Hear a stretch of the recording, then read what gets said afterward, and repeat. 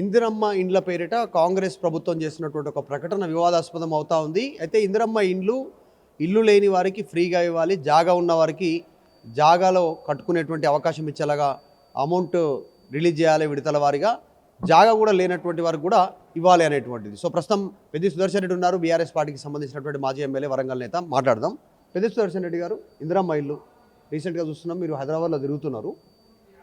లక్ష ఇందిరమ్మ ఇండ్లు మొదటి విడతలో హైదరాబాద్లో అనేటువంటి స్టేట్మెంట్, తర్వాత నియోజకవర్గాల వారిగా మొత్తం రాష్ట్ర వ్యాప్తంగా సంబంధించి మొదటిదాకా ఫ్రీ, ఇప్పుడు డబ్బులు వసూలు చేస్తూ ఉన్నారా? దాని మీద ఏం ఏం ఏం మాట్లాడుతున్నారు? ఇప్పుడు రూరల్ తెలంగాణలో ఇందిరమ్మ పథకం అని చెప్పి అధికారంలోకి వచ్చిన తర్వాత మొదటి విడత మంజూరు అని చెప్పిళ్ళు. ఏ ఒక్క లబ్ధిదారుడికి కూడా ఉచితంగా ఇల్లు వచ్చిన దాఖలాలు. ఖచ్చితంగా ఆ గ్రామానికి చెందినటువంటి, ఆ ప్రాంతానికి చెందినటువంటి అధికార పార్టీ నేతకో ప్రజాప్రతినిధికో 50,000కు మించి ఫోన్పేనో గూగుల్ పేనో ప్రత్యక్షంగా చెల్లిస్తే తప్ప లబ్ధిదారు ఎంపిక జరిగే పరిస్థితి లేదు. ఉన్నవాళ్ళు ముందిస్తున్నారు, లేని వాళ్ళు మొదటి విడత బిల్లులో తీసుకోమంటే మొదటి విడత బిల్లులో అధికార పార్టీ వాళ్ళ యొక్క చేతి వాటం అంటితే తప్ప బిల్లు వచ్చే పరిస్థితి లేదు. మీ హయాంలో ఎట్లుండే? మీ హయాంలో మరి అప్పుడు డైరెక్ట్ బెనిఫిషియరీ డైరెక్ట్ వచ్చేదా, లేకుంటే విడతల వారిగా వచ్చేదా? ఒకే దిక్కు డబుల్ బెడ్రూమ్ ఇల్లు కట్టించే కాన్సెప్ట్ కేసీఆర్ గారు తీసుకొచ్చిండ్రు.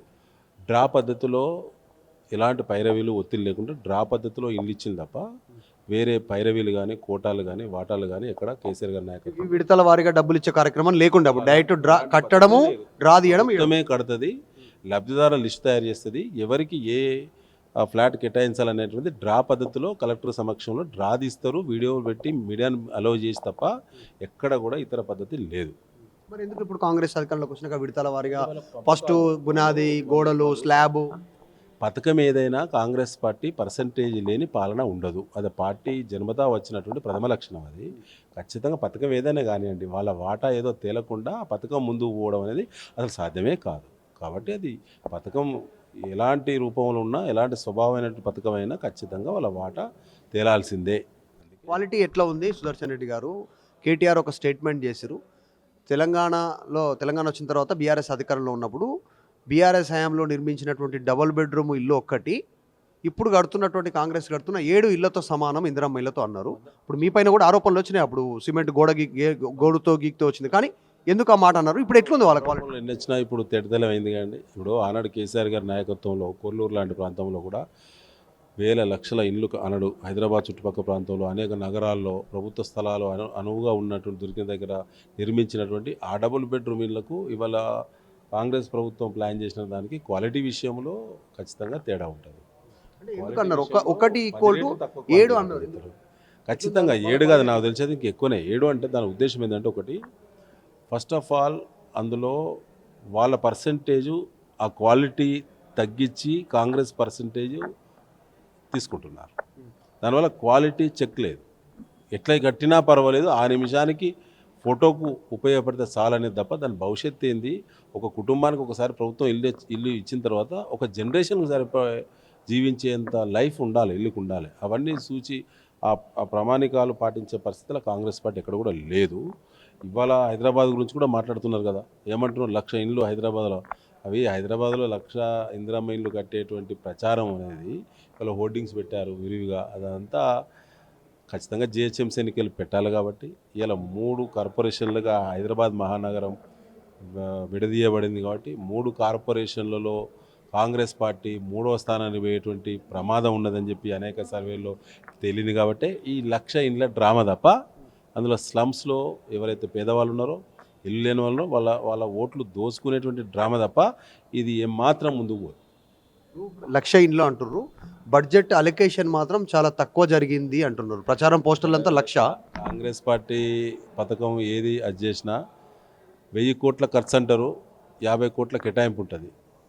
ఆ ఎక్స్పెండిచర్కి అదేవిధంగా కేటాయింపులకి ఉండేటువంటి వ్యత్యాసం చూస్తేనే ఆ పథకం పట్ల కాంగ్రెస్ పార్టీ లోపల ఏం ప్లాన్ చేసిందని చెప్పి అర్థమైపోతుంది అందరికీ. కాబట్టి కేటాయింపులను బట్టి ఆ పథకం ముందుకు వద్దా లేదా స్పష్టంగా అర్థమవుతుంది. ఇలా కేటాయింపులు ఉండేది గోరంతా, వారు చెప్పేది కొండంతా. ఇలా 1,00,000 ఇండ్ల సంబంధించి కూడా ఇలా కేటాయింపులకి ఖర్చుకి చాలా వ్యత్యాసం ఉంటుంది. దానికి ఖచ్చితంగా అది ఎన్నికల డ్రామా, ఎన్నికల స్టంటు, అది జిహెచ్ఎంసీ ఎన్నికల డ్రామా. ఎందుకంటే ఇలా జిహెచ్ఎంసీ ఎన్నికలో 3వ స్థానానికి పడిపోయి లేదా గౌరవప్రదంగా గెలవకపోయినా కార్పొరేషన్లు కొట్టకపోయినా ముఖ్యమంత్రి రేవంత్ రెడ్డి స్థానానికే ముప్పున్నది కాబట్టి వాళ్ళు ఇలాంటి డ్రామాకు తెరలేపడం జరిగింది. కొల్లూరు లాంటి ప్రాంతాలు కాస్ట్లీ ప్రాంతాలు అంటారు, మీరు ఫ్రీగా కట్టిరు, ఒక ప్రభుత్వం నిర్ణయం తీసుకుంది జనాల నుంచి అంటారు. ఇప్పుడు కట్టేటువంటి 1,00,000 ఇళ్లలో 6 నుంచి 7 లక్షలు వసూలు చేస్తుంది. మీకు నెక్స్ట్ రిజిస్ట్రేషన్లో 20 నుంచి 30 గజాలు మీ పేరు మీద ఉంటాయి. అంటే ప్రైవేట్ అపార్ట్మెంట్ స్టైల్ చెప్తా ఉన్నారు. మరి ఫ్రీ అన్నారు, హైదరాబాద్లో ఫ్రీ కాదా?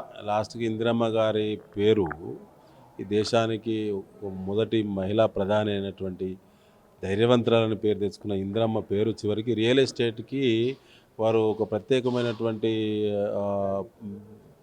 ఇక అనకూడదు, బట్ అలాంటి పేరు పెట్టడమే కరెక్ట్ కాదు. సో పెట్టినప్పుడు రియల్ ఎస్టేట్ తలపించేటువంటి విధంగా స్కీమును డిజైన్ చేయడం అనేది అది కాంగ్రెస్ పార్టీ పేరు చెప్పే కార్యకర్తలకు అవమానం, ఇందిరమ్మ కుటుంబానికి అవమానం. ఇలా రాహుల్ గాంధీ గారు కూడా తీవ్రమైన అవమానం. అది వాళ్ళు సమీక్షించుకోవాలి. జిల్లాలలో ఎట్లుంది, నియోజకవర్గాల్లో ఎట్లుంది? జిల్లాలకు సంబంధించి ఇందిరమ్మ ఇళ్ళ నిర్మాణం పూర్తిగా సెలక్షన్లో అవినీతి చాలా స్పష్టంగా ఉన్నది. కానీ వాళ్ళ నత్తనడక ఉన్నాయి, ఇలా స్పీడ్ అయ్యే పరిస్థితి లేదు. అక్కడో ఇక్కడ ఒకటి పూర్తి చేస్తే దానికి స్వయంగా ఎమ్మెల్యే పోయి గృహప్రవేశం చేసేటువంటి పరిస్థితి ఉన్నది. అంటే దాదాపు నియోజకవర్గానికి 3,000 కేటాయింపులు ఉంటే 150, 160, 200 ఇండ్లు మించి పూర్తి కాలేదు. మిగతా ఎక్కడెక్కడ ఆగిపోయినాయి. మొదటి విడత కొంతమందికి బిల్లులు వచ్చినాయి, కొంతమందికి మొదటి విడత బిల్లులు కూడా రాలేదు. రెండో విడత గురించి అయితే దిక్కే లేదు, చెప్పుకుంటే ఎవరు పట్టించుకునేటోడే లేడు. సో వస్తాయి రావా అనే అనుమానం మీద ఎక్కడెక్కడ ఆగిపోయి ఇవాళ ఇందిరమ్మ పథకం అనేది నత్తనడక నడుస్తూ ఉన్నారు. చివరగా 2.5 సంవత్సరాలు కంప్లీట్ అయింది కాంగ్రెస్ అధికారంలోకి వచ్చి, కాబట్టి ఛాలెంజ్ల వరకు వెళ్ళింది, రాజకీయ సన్యాసం వరకు వెళ్ళింది, రాజకీయాల నుంచి తప్పుకుంటా అనేటువంటి స్టేట్మెంటు కేటీఆర్ చేసినటువంటి సిచ్యువేషన్. అక్కడ నుంచి అదే ఛాలెంజ్ వచ్చింది. హైదరాబాద్లో ఒక్క ఇల్లు కట్టిన కూడా చూపిస్తానేటువంటిది ఇప్పుడు 1,00,000 ఇల్లు అంటారు. సరే ఏం ఫైనల్గా ఏం చెప్తారు? అంటే ఇలా ఒకటి ఉంటుంది. ఇప్పుడు కాంగ్రెస్ పార్టీ బీఆర్ఎస్ ఆ రకమైన ఛాలెంజ్ విసిరేటువంటి ధైర్యాన్ని, నమ్మకాన్ని, విశ్వాసాన్ని, అంశాన్ని కాంగ్రెస్ ప్రభుత్వమే ఇస్తున్నది, రేవంత్ రెడ్డి ప్రభుత్వం ఇస్తున్నది. అది అంశం ఏదైనా కానివ్వండి, ఇలా ఇందిరమ్మ ఇండ్లు కానివ్వండి, ఇరిగేషన్ ప్రాజెక్టులు కానివ్వండి, ఇలా విజన్తో కూడినటువంటి అభివృద్ధి కానివ్వండి, ఇలా రెవెన్యూ పెంపుదల కానివ్వండి. సో ఏది చూసినా కూడా ప్రభుత్వమే దిగజారి ప్రవర్తించడం ద్వారా అనేక అంశాలు, అనేక ఆయుధాలు ఇవాళ బీఆర్ఎస్ పార్టీకి ఆయుధాలుగా మారుతున్నాయి. కాబట్టి ఛాలెంజ్లు విసిరాల్సి వస్తుంది. ఖచ్చితంగా ఛాలెంజ్ మీద నిలబడతాం బీఆర్ఎస్ పార్టీ ఎప్పుడు కూడా. ఒకవేళ 1,00,000 ఇల్లు కడితే నిజంగానే కాంగ్రెస్ అనుకున్నట్టు ఇప్పుడు టైం బాండ్ ఏం పెట్టలేదు, కానీ ఈ 2.5 సంవత్సరాల 1,00,000 ఇల్లు కట్టే పరిస్థితి ఉందా కడితే?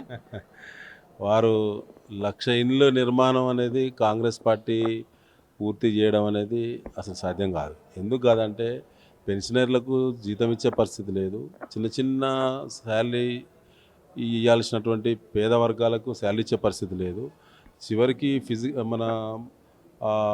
ఫీజు రియంబర్స్మెంట్కు దిక్కు లేదు, హెల్త్ ఇష్యూస్లో ట్రీట్మెంట్ తీసుకున్న వాళ్ళకి పర్సంటేజ్ లేకుండా పేమెంట్ ఇచ్చే దిక్కు లేదు, సీఎం రిలీఫ్ ఫండ్ 10 రోజులకు మించి ఇచ్చే దిక్కు లేదు, ఎమర్జెన్సీ ట్రీట్మెంట్ కావాలన్నా పేదలకు ఫైనాన్షియల్ అసిస్టెన్స్ ఇచ్చే దిక్కులేని స్థితిలో ఈ ప్రభుత్వాన్ని నడుపుతున్నాడు రేవంత్ రెడ్డి గారు.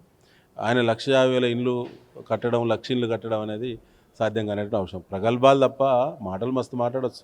సో అది సాధ్యమైనది అయిద్దా అండి ఇవాళ? ఒకవేళ కంప్లీట్ అయితే, ఒకవేళ అనే విషయం తప్ప అది కంప్లీట్ కాదు. ఒకవేళ అనేదానికి మనం నిలబడే అంశం కాదు, అది కంప్లీట్ కాదు. ఒకవేళగానే మిగిలిపోతుంది.